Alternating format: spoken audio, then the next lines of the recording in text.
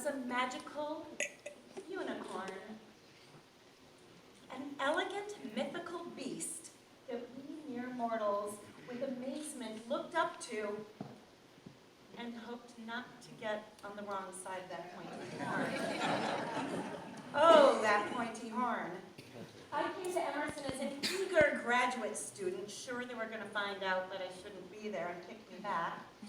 And I couldn't believe that I got to live in Beacon Hill in a basement studio and walk through the beautiful garden at 7:30 in the morning to go into one of those Victorian brownstones with the cobbled together rooms and classrooms and listen to people read poetry. Oh, and perform poetry myself for Dr. Crannell. You never knew what was going to happen in class. There were always lessons to be learned. The caesura, the galloping foot, and the 3 types of paws. And some things we learned with the help of that pointy horn. Once, in the middle of a performance in class that was going particularly well, I might say, Dr. Crannell sat over in the corner with his pen poised to critique us, well-deserved critique, and suddenly he snapped the pen down on the desk, he crossed his arms, and he glared at me with disappointment, disgust. I didn't know, and I was mortified. There was nothing else to do but to continue the piece and take my seat. And that was the point. He just wanted to see what I would do.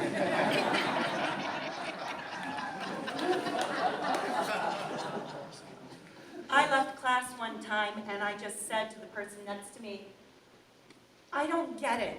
Does he hate me? She looked at me and started laughing. She goes, are you kidding me? He loves you. And he did. He loved all of his students who tried, whether you were a bimbo or a bimbette. And we loved him.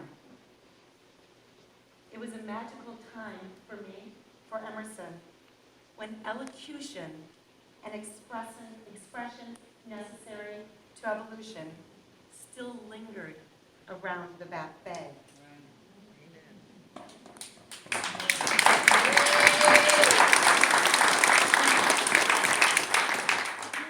Reflections of a gift of watermelon pickle received from a friend called Felicity by John Tobias. During that summer, when unicorns were still possible, when the purpose of these was to be skinned, when shiny horse chestnuts were hollowed out, fitted with straws, and crammed with tobacco stolen from the butts of our family ashtrays, they were puffed in green lizard silence while straddling thick branches far above and away from the softening effects of civilization. During that summer, which maybe was never at all, but which has become more real in our memories than the one that was. Watermelons rule. Thick, pink, imperial slices melting frigidly on sun-parched tongues, dribbling from chins, leaving the best part. Black bullet seeds, to be spit out in rapid fire against the wall, against the wind, against each other. And when all the ammunition was spent, there was always another bite. It was a summer of limitless bites, of hungers quickly forgotten with the next careless gorging. The bites are fewer now. Each one is savored lingeringly swallowed reluctantly. But in a jar put up by Felicity, the summer, which maybe never was, has been captured and preserved. And when we unscrew the lid and slice off a piece and let it linger on our tongue, unicorns are possible again.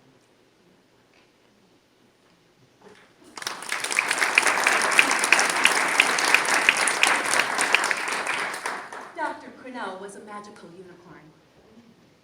I was honored to produce the Southwick recital series for a number of years. And our students were encouraged and required to attend, reluctantly. But then they saw Ken, magically, dance across the stage and always look like he was having such a fun time. And they invariably replied the next day, "Oh, now I get it. That's oral interp." That indeed was oral interp. And no one did it like he did. A number of years ago, I attended a Southwick alumni recital series to see Ken perform. I was very excited about it. And it was here in one of these newfangled buildings. As he started his introduction, I realized with a bit of horror that the piece was one he had suggested to me that I perform, that would be good for me in that first class. He never told me it was one of his favorites that he performed frequently. And so, with a nod to the unicorn, I give you my interpretation of The Ruined Maid by Thomas Hart. "Amelia, my dear, this does everything crown. Who should suppose I should see you about town? And whence such fair garments, such prosperity?" "Oh, didn't you know I'd been ruined?" said she. "You left us in tatters, without shoes or socks, tired of digging potatoes and spudding up docks. And now you've gay bracelets and bright feathers free." "Yes, that's how we dress when we're ruined," said she. "At home in the barton you said thee and thou, and ticoon and steazoon and t'other. But now you're talking quite bitsy for high company."